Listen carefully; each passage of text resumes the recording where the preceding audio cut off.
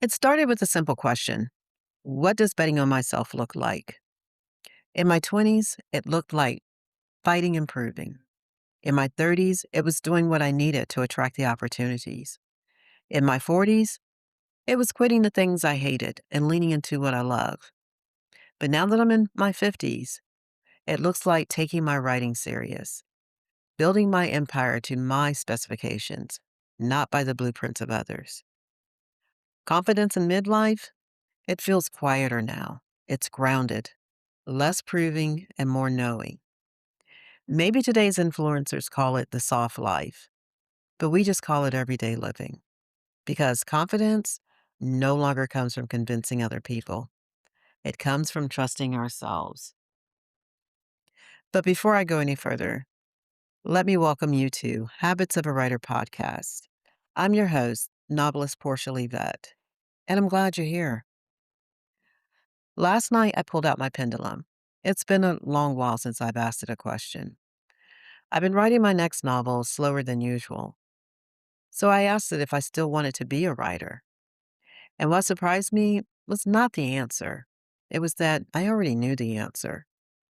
But still, I needed more info because I can't imagine not creating stories. Then the truth came up. It's not that I don't want to be a writer, it's that I want to be a screenwriter. I do enjoy writing novels, but there's an end credit scrolling after a blockbuster movie somewhere in the future waiting to have my name included. So I sat down and I imagined myself moving to LA. I imagined what it would look like networking my way through agents and professional screenwriters. I imagined myself in the heart of the industry. And the difference in imagining something like that now versus 30 years ago is that I'm not just daydreaming, I'm actually making a plan. The reason I can do that is because that key to confidence in midlife is the self trust I've built over the years. Now, that doesn't mean that every decision I've made was the right one. It just means that I trust myself to make a decision. And writers understand this better than anyone. We do it every time we sit down with a manuscript. You get into a story and realize it's all wrong. You keep the parts you want, discard what's not working. Writing's a lot like real life. If you think about it, the stories we are attracted to are the ones that mirror something true about us. I recently finished reading The 7-Day Switch by Kelly Harris. What I loved wasn't who was right, it was watching both women realize there wasn't only one way to live. They represented the mom who worked versus the stay at home mom. They learned it took a village in order for both of them to win. The characters had to become willing to see that change was good. And I myself had to notice looking back. The bold moves I chose, even the messy ones, those taught me something. But the seasons that I outsourced my decisions to other people, those are the moments I felt stuck.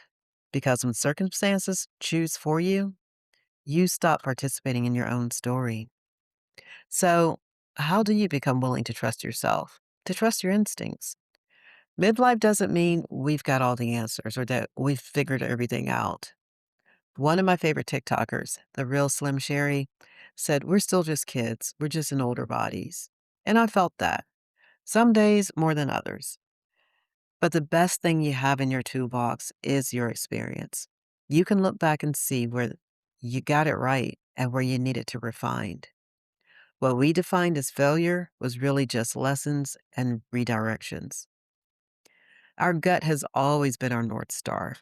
We always got that feeling that told us yes or no. I didn't really need to ask my pendulum. I just needed to stop forcing myself to pretend that I didn't want it. There's a book titled The Courage to Be Disliked by, and excuse my pronunciation, Achiro Kishimi and Fumitake Koga. It's on my TBR once I finish Principles by Ray Dalio. It caught my attention because the summary read, "We have the power to change our lives by disregarding the need for approval." Mm, that one line was all I needed. Self trust is looking at others and politely or impolitely, do you, and saying no. There is freedom in not needing the approval of others. We spent our 30s trying to fit in, wearing the uniform that told everyone we coveted the corner office. But today, I get to say, I'm doing this. And that's the end of my sentence. I told a family member that I was considering taking a script writing class at UCLA. They quickly responded by letting me know that I could take one right here in Dallas. I already knew that, but I want to go to LA because that is where I can build connections, be surrounded by where movies are decided and made. I just want the experience. Now, I didn't explain any of that to her. I just smiled and told her, "You're right, I could." And this isn't just with family. Even at work, I stopped letting the gray hair make me feel some type of way and accepted that I have an opinion. So, what does that look like in real life? It's not going back and forth on a decision. It's not pretending to not want something bigger than expected. Self trust is a muscle, and just like any other muscle in your body, we work it to make it stronger. Your habit this week is to practice self trust. Close your eyes. Imagine the bigger dream. Now remove all the reasons it won't work and choose yes. I've been practicing this myself multiple times a day because confidence isn't built by having all the answers. It's built by trusting yourself enough to take the next step. Without bigger dreams, we become people with no stories left to tell. Hey, if you're new here and looking for tips about writing, how to build a sustainable writing routine, and talk all things story, then I'm so glad we found each other. Over the next few weeks, we're talking about starting over and taking action in life and on the page.